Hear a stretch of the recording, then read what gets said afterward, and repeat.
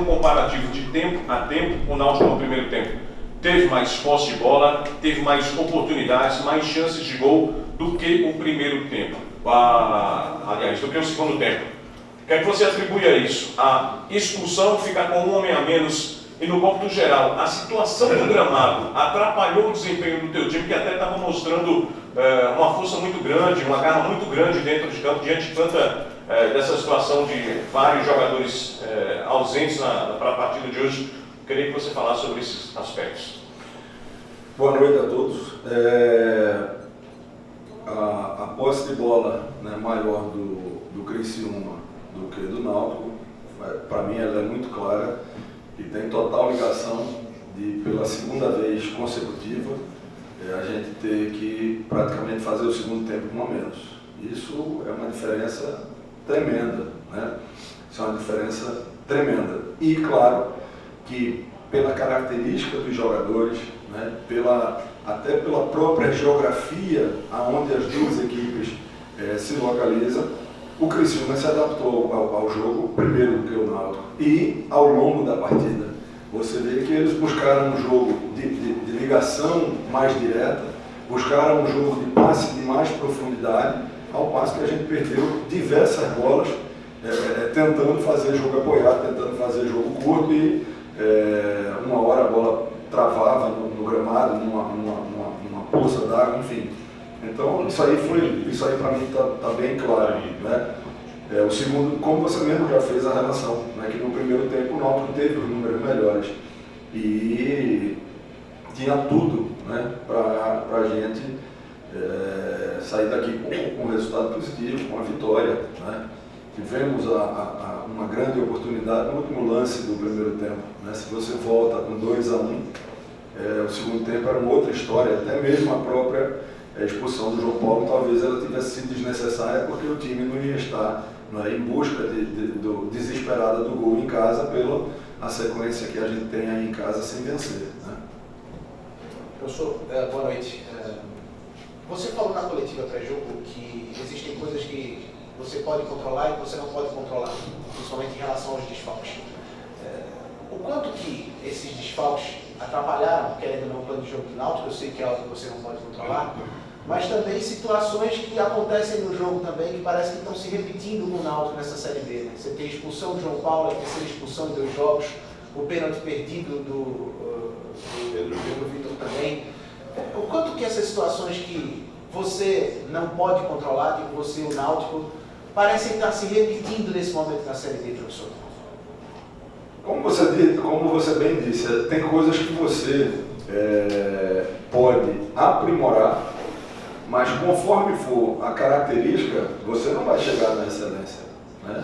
Então hoje, por exemplo, a coisa que se repetiu, né, e que nos deixa, né, muito angustiado é a mesma história no primeiro tempo do último jogo que nós fizemos em casa. O Náutico estava bem no jogo, controlando o jogo, falta lateral, gol, né? E na medida do possível está sendo trabalhado isso, né? Agora é preciso algo mais, né, para que a gente mude isso, porque todo mundo analisa todo mundo, né? E hoje o adversário vem para cá e diz: vamos cavar a falta lateral, que pode ser um caminho, e nós precisamos dar um freio nisso aí, né? Conseguimos, pela luta dos atletas, né, o gol de empate, poderíamos ter virado o jogo, né? Isso não ocorre. E aí, no segundo tempo, ocorre a expulsão do João. Aí, meu querido, nós precisamos pesar um monte de coisa, sabe? Pesar um monte de coisa que só quem é treinador sabe.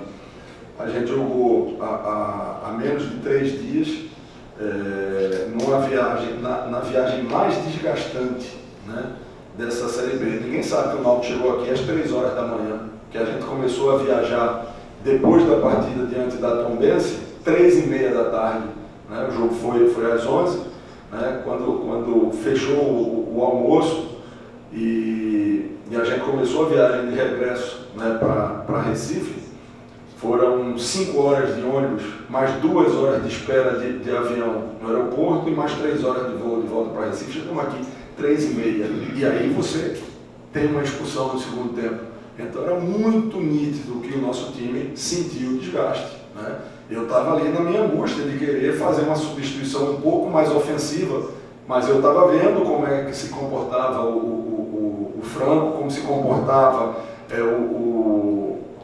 o Ralf, como se comportava o próprio Bispo, né? Não foi à toa que, por exemplo, né, vamos ver a avaliação, mas no primeiro jogo, no primeiro lance praticamente que o Wellington precisou, né, de imprimir força, teve um problema de lesão sozinho, né? Então, quer dizer, não é fácil. A gente tentou, dentro da medida do possível, manter a equipe com um a menos, com a vitória, tentar buscar a vitória, mas chega um momento que você tem que raciocinar. E esse um ponto, né, ele nos deixa momentaneamente fora da zona de rebaixamento, né? Então, se você não consegue os 3, que venha um, né? E aí foi o que pesou para a última substituição, né, onde a gente fechou ali o segundo tempo o jogo. Professor Alberto, cada jogo tem sido um desafio. A gente falou dos problemas, mas, em compensação, quando o senhor chegou aqui, o senhor falou: time que quer alguma coisa na Série B tem que ter espírito de Série B. E parece que o time está provando que adquiriu esse espírito. E se o senhor me permite, dia 18 de julho abre a janela. Qual o critério que vocês estão usando para contratações? Porque é necessário reforçar. Olha, eu acho que essa Série B está muito clara, né? Muito clara.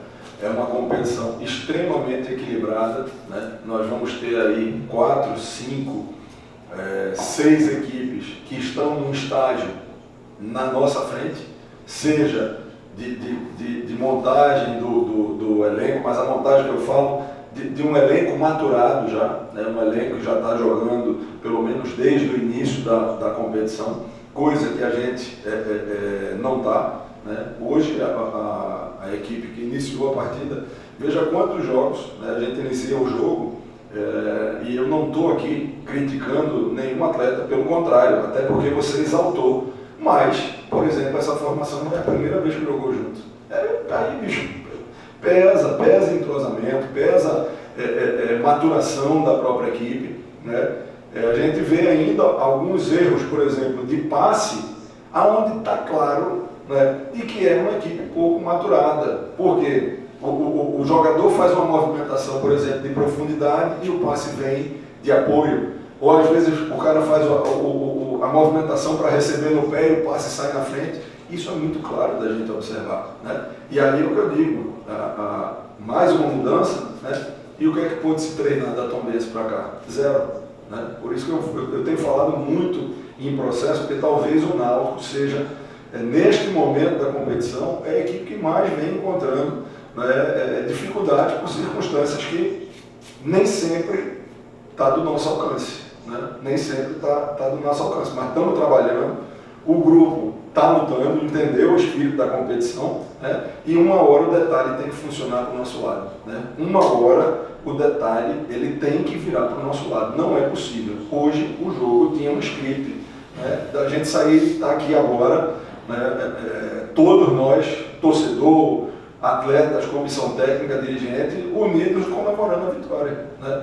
E você vai criticar o Pedro bateu o pênalti de final do campeonato, o Pedro bateu o pênalti que deu vitória contra a CRB. Então, quando a fase é complicada, meu amigo, não adianta estar apontando o dedo, adianta trabalhar e entender o processo para que você saia dele o mais rápido possível. Os critérios de contratações.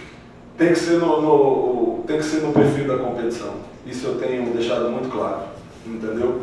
Tem que ser no perfil da competição. Você basta tirar aí como exemplo, né, as equipes que hoje estão na parte de cima da tabela, né? Você vê o perfil dos atletas e você vê que é uma competição muito de força, de intensidade, de combatividade. Pode ser um craque, entendeu? Mas se não tiver com isso nessa competição, vai ser bem marcado e não vai fazer diferença. Ô Roberto, nessas últimas palavras dá a impressão de meio que de frustração, né? Com os resultados. Frustração não, tristeza, né? Porque hoje o script do jogo era espetacular, como foi do jogo passado, né? Tem coisas que você realmente não tem o controle, né? O Náutico fez um jogo, né, contra a Tombense e a gente analisa, né, isso é função mesmo de cada um, né? Analisa o time, por exemplo, Pernambuco analisa no jogo de hoje o Náutico, mas quem é treinador, comissão técnica, você tem que analisar a competição. A Tombense vinha de 5 jogos sem derrota e os jogos dela em casa, toda ele sai na frente. O Cruzeiro, que foi buscar o resultado contra a Tombense, Vasco é que foi buscar o resultado contra a Tombense. Não, o Náutico sai na frente, controla o jogo e no final do jogo, no último lance do jogo, uma marcação de pênalti daquela que se não frustrar, o cara tem sangue de barata. Aí hoje, idem, né? O time sai atrás do placar, né? Empata o jogo e no último lance do primeiro tempo tem a chance de voltar para o segundo tempo com a vitória na mão. Você desperdiça. É óbvio que bate uma tristeza, né? Mas a gente não tem tempo para isso não, porque sábado tem jogo. Então tem que levantar a cabeça, né? E ver o que é que dá para ser feito num único diazinho que a gente vai poder mexer ali, que vai ser na sexta, porque amanhã é recuperação, para no sábado, né, a gente quebrar esse jejum aí, que pelo amor de Deus é muito sofrimento, né? E não está sendo por falta de luta nem por falta de trabalho não. É justamente nesse ponto que eu queria falar contigo, sobre a autoconfiança, como fazer para que todo o grupo tenha. Você citou a questão do pênalti no final do jogo contra a Tombense e teve esse lance do pênalti no jogo de hoje. Como trazer de volta essa autoconfiança? Porque parece que justamente isso que está faltando na equipe. A gente tem alguns atletas experientes, né, com bastante maturidade e com bastante experiência dentro do futebol, que conseguem puxar o grupo, né, para não deixar se abater. O Vitor é um desses, né? O Vitor estava fora do jogo hoje, mas estava aqui no vestiário, né? Parecia um integrante, né, da comissão técnica e após o jogo, com muita serenidade, já puxando o grupo, né? Então, quem trabalha com futebol e está numa sequência, por exemplo, como a dessa semana, né? Jogar domingo, quarta e sábado, quer dizer, 2 dias de intervalo de um jogo para outro, vindo de 2 jogos com um segundo tempo com um a menos, tem tempo muito para lamentar não, é recuperar mesmo, descansar, né? Fazer o mínimo de trabalho que se consiga fazer e ir com tudo para cima do Novo Horizontino, respeitando, mas revertendo. Nós temos, o Náutico tem o 6º melhor desempenho como visitante, né? E temos um dos piores como mandante.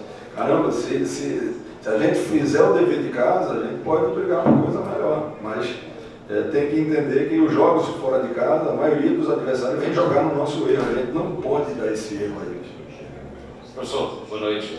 Queria que o senhor comentasse a partida do Renan. Eu acho que ontem, até na coletiva, você bem lembra, o senhor citou, né, que ele entrou lá no jogo contra a Tombense, entre aspas, na fogueira. Hoje teve mais um teste de fogo. Queria que o senhor comentasse como é que ele se segue. O Renan foi abraçado por todos, né? Sabia da responsabilidade, é um garoto, vai cometer erros, os goleiros experientes cometem, mas entrou para fazer o seu melhor, né? Deu o seu máximo em relação ao seu trabalho em prol do Náutico e eu acredito que ele passou aí no crivo, não teve nenhum lance que você possa refutar ele, uma coisa que causasse desequilíbrio. Fez aquilo que ele podia fazer, o gol eu acho que ele não teve culpa, né, porque foi uma bola muito rápida. Então acho que passou, né, não vou dizer teste, mas passou nessa prova de fogo aí. Obrigado, professor.